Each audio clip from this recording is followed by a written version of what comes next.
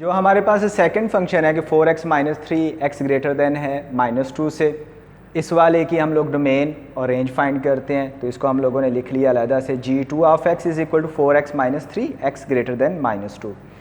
इसकी जो डोमेन है वो भी गिवन है कि x कौन सा लेना है जो -2 से बड़े वाले नंबर हैं। तो इसलिए इसकी डोमेन हमारे पास क्या बन जाएगी -2 टू इन्फिनिटी। और यहाँ पे हम लोग ब्रैकेट यूज़ करेंगे पेरेंथेसिस, क्योंकि ना तो -2 इसकी डोमेन में शामिल हो रहा है ना ही पॉजिटिव इन्फिनिटी, बल्कि इन दोनों के दरमियान वाले जो नंबर हैं वो सारे इसमें शामिल हो रहे हैं। अब बारी आ गई इसकी रेंज की। तो इसमें -2 जो है वो सबसे छोटा नंबर है जो हम इसमें पुट नहीं कर सकते। इससे जो बड़े नंबर हैं यानी कि हम लोग -1.99 या और हम लोग यहाँ पे नंबर पुट कर सकते हैं इसमें x इज़ इक्वल टू -1.99, ये इस तरह से हम लोग नंबर पुट कर सकते हैं इसमें। लेकिन वो करने की बजाय हम लोग डायरेक्ट यहाँ पे -2 पुट करके देखेंगे कि इसका आंसर क्या आएगा। जब हम लोगों ने यहाँ पे -2 पुट किया, यहाँ पे हमारे पास इसका आंसर आ जाएगा -11। और ये बात याद रखनी है कि हम लोग यहाँ पे x को -2 नहीं ले सकते, -2 से हम लोग बड़े नंबर लेंगे, क्योंकि -2 रखने से हमारे पास आंसर -11 आया है। तो इसलिए हम इसकी रेंज में -11 को नहीं शामिल करेंगे, बल्कि -11 से शुरू करेंगे इसकी रेंज को। इसी तरह से हम लोगों ने -2 से बड़ा नंबर पुट किया जी -1, तो हमारे पास इसका आंसर आ गया -7। और फिर हम लोगों ने 1 पुट किया तो हमारे पास इसका आंसर आया 1। तो आप लोग देख रहे हो कि जैसे जैसे हम लोग -2 से बड़े नंबर पुट कर रहे हैं तो इसका आंसर पॉजिटिव होता जा रहा है। जो सबसे छोटा आंसर -11 है और फिर इसके बाद जो आंसर हैं वो पॉजिटिव होते जा रहे हैं और बढ़ते जा रहे हैं। तो इसकी जो रेंज बनेगी वो हमारे पास बनेगी -11 से इन्फिनिटी। और इसकी रेंज में -11 शामिल नहीं है, -11 क्योंकि आंसर आ रहा है -2 रखने से, और जैसा कि हम लोगों ने पहले बात की कि -2 हम इसमें पुट नहीं कर सकते, तो इसलिए इसकी रेंज में -11 भी नहीं आएगा, बल्कि -11 से जो बड़े नंबर हैं वो इसमें शामिल होंगे। जी, ये हम लोगों ने इन दोनों की अलग-अलग से, ये जो दोनों फंक्शंस हमें दिए गए थे, इन दोनों की हम लोगों ने अलग-अलग से डोमेन और रेंज फाइंड कर ली।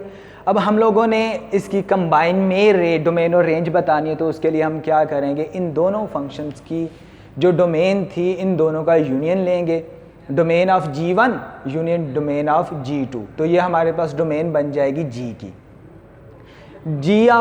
डोमेन ऑफ G1 ये हमारे पास ही -इन्फिनिटी से -2 और -2 इसमें शामिल है, और यूनियन क्या आ गया -2 से इन्फिनिटी, ये दूसरे की G2 की डोमेन। अब इन दोनों का यूनियन लेके हमारे पास ये रियल नंबर बन जाता है। लेकिन ना भी लिखें तो कोई ज़रूरी नहीं है, सिर्फ ऐसे ही लिख दें तो ये उसकी डोमेन बन गई, तो ये ठीक हो जाएगा।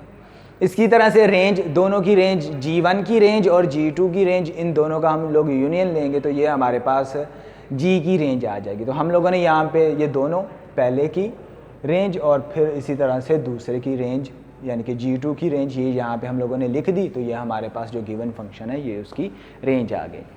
तो जी, हम लोगों ने क्या किया कि जब भी हमारे पास पीस वाइज फंक्शन होगा तो हम लोग क्या करेंगे, जितने भी रूल्स से उसको डिफ़ाइन किया होगा हर एक के लिए अलग-अलग से फंक्शन लिखेंगे, हर एक की अलग-अलग से डोमेन और रेंज फाइंड करेंगे। और जब हम लोगों ने मेन फंक्शन की डोमेन और रेंज निकालनी होगी तो जितने भी वो रूल्स हम लोगों ने डिफ़ाइन किए थे उन सब की डोमेन का यूनियन लेंगे तो इसकी डोमेन बन जाएगी, और इसी तरह से उनकी जो रेंज आएगी उन सब का यूनियन लेंगे तो इसकी रेंज आ जाएगी। जी, अब हमारे पास है जी रैशनल फंक्शन।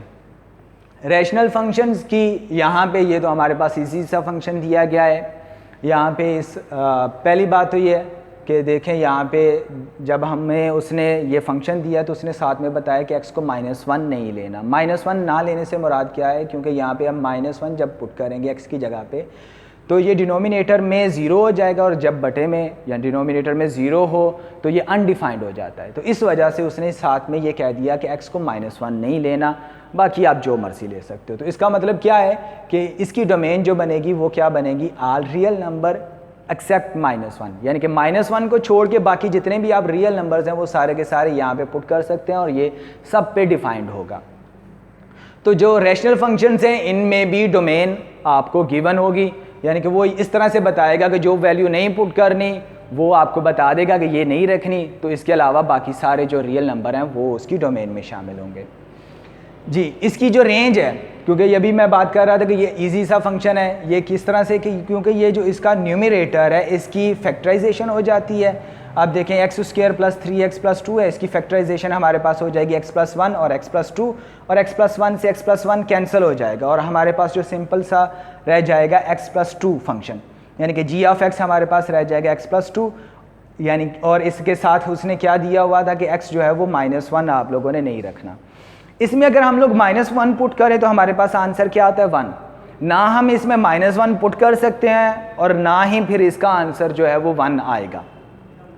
इसका मतलब क्या हुआ कि इसकी रेंज में ऑल रियल नंबर होंगे सवाए 1 के अलावा बाकी सारे नंबर इसकी रेंज में आ जाएंगे।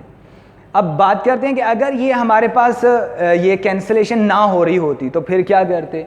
अगर ये यहाँ पे कैंसिलेशन ना हो रही होती तो फिर हमें इसका इन्वर्स फंक्शन की ज़रूरत पेश आनी थी। इसके इन्वर्स फंक्शन इसका फाइंड करते, फिर उससे जो उसकी डोमेन बनती वो इसकी रेंज निकल आती। लेकिन वो हमारा नेक्स्ट लेक्चर्स में हम लोग उन पे बात करेंगे। जब हम वहाँ पे बात करेंगे तो फिर इसकी डोमेन और रेंज निकालना, जो कम्प्लेक्स से फंक्शन होंगे उनकी डोमेन और रेंज निकालने के बारे में बात करेंगे। शुक्रिया जी।